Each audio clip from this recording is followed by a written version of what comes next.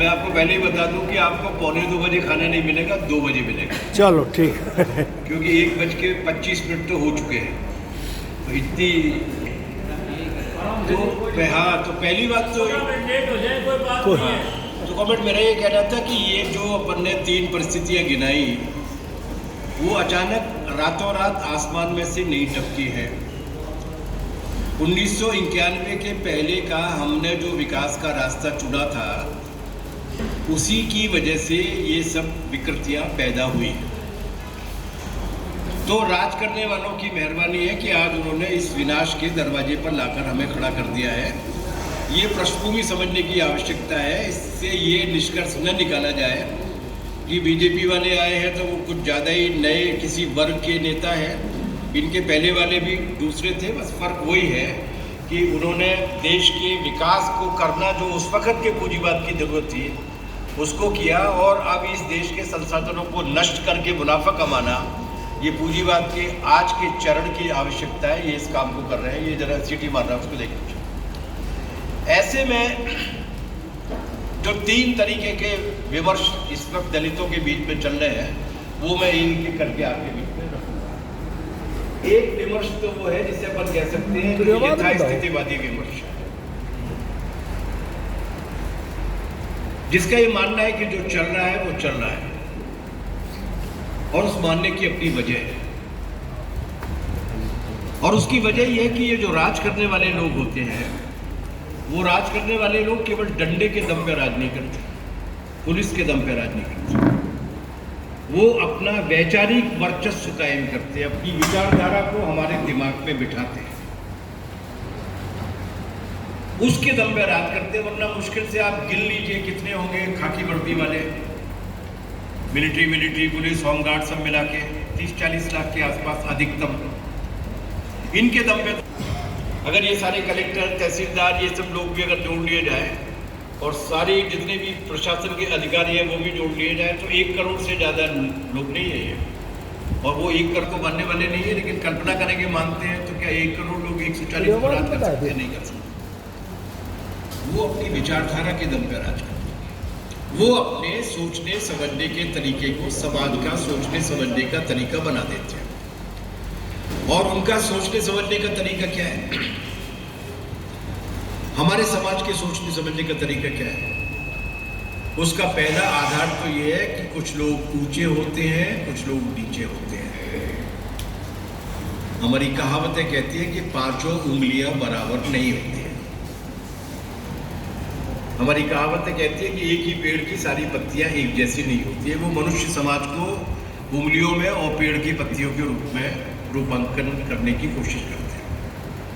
हमारे समाज का वैचारिक वर्चस्व ये है कि अलग अलग वर्णों में पैदा हुए, और ये वर्णों में पैदा हुए तो उसी तरीके की जिंदगी हमें काटनी पड़ेगी। ये हमारा समाज के हावी विचार का एक बड़ा वो है, ये मन में बैठा हुआ। इसके लिए खास शब्द है। इस प्रणाली का नाम है ब्राह्मणवाद। इसको समझने की आवश्यकता है, और वो समझने की आवश्यकता है कि ब्राह्मण एक तरीके की राज करने की प्रणाली है। मनुस्मृति उसका संविधान है, गौतम स्मृति उसकी आईपीसी है, और नारद संहिता जैसी ये जितनी भी संहिता और स्मृतियां हैं वो उसकी सीआरपीसी है। लेकिन दरअसल राज करने का तरीका है ब्राह्मणवाद। लेकिन ये केवल ब्राह्मणों में ही नहीं पाया जाता, ये पूरे समाज में पाया जाता है। ये शूद्रों और दलितों, जिन्हें गुलाम बनाकर रखा गया, जिन्हें इसके जरिए कुचल के रखा गया, उनके दिमाग में भी उतनी ही मजबूती के साथ पाया जाता है। मेरी जाति ऊंची है, उसकी जाति नीची है, ये बात केवल ब्राह्मणों, क्षत्रियों या वैश्यों में नहीं पाई जाती, ये बात दलितों में और शूद्रों के बीच में भी पाई जाती है, बनाई जाती है उसके साथ। ये जो सोचने समझने का तरीका है, ये जो राज करने का तरीका है, उसका नाम है ब्राह्मणवाद। इसको किसी एक जाति के साथ आइडेंटिफाई करेंगे तो गलत निष्कर्ष पर पहुंचेंगे। ऐसी घटनाएं घटती है जिसमें तो वैसी ही रार होती है जैसी खाप पंचायतों के यहाँ बाकी की जातियों में यहाँ होती है। तो ये जो सोचने समझ केवल ऊपर नहीं है, वो नीचे तक है, पूरे समाज में बिठा दिया, इसीलिए तो चढ़ नहीं है। उसको पहचानने की आवश्यकता है और वो उस तरीके की बातों को मानने वाला एक बड़ा समुदाय, बड़ा तबका, बहुत बड़ा तबका उन दलित जातियों के बीच में भी मौजूद है और पिछले दिनों में उसका कंपार्टमेंटलाइजेशन करके उसको और भी ज्यादा मजबूत करने की कोशिश की गई है।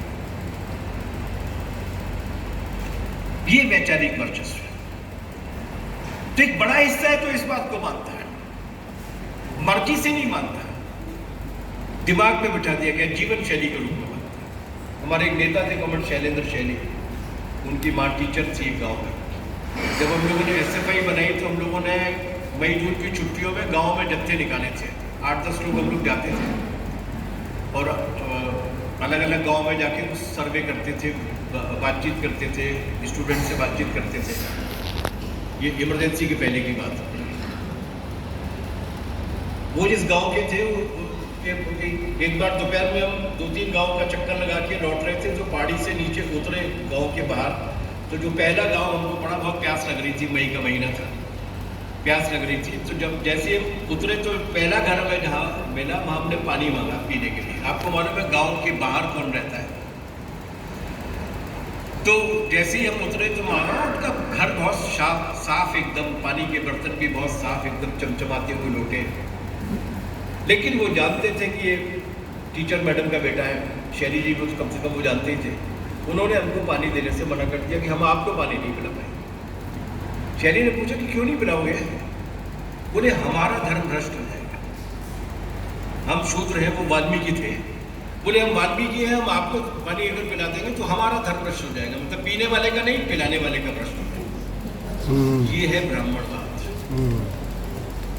ये जड़ तक बैठा दिया गया है। और हमारे यहाँ वो रीति रिवाज में, कथाओं में, मुहावरों में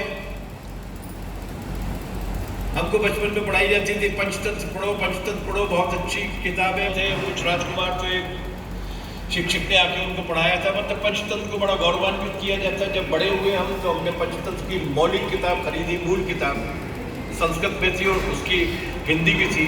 पहली से लेकर आखिरी तक सारी की सारी कहानियां के खिलाफ है, शूद्रों के खिलाफ। उससे हमको शिक्षा दी जा रही है, उससे हमें पढ़ाया जा रहा है। कहाँ घूम के आया था, किनके साथ खाया, किनके साथ किया, नजर रखी जा रही है। जीवन शैली का हिस्सा बन गया है वो ब्राह्मणवाद। और वो ब्राह्मणवाद नीचे तक जाता है और इस कदर जाता है, और इसने ये ताकत कैसे ग्रहण की। आप देखिए धर्म ग्रंथों में भगवानों का ठप्पा लगवाया गया है। वो अर्जुन का जो संवाद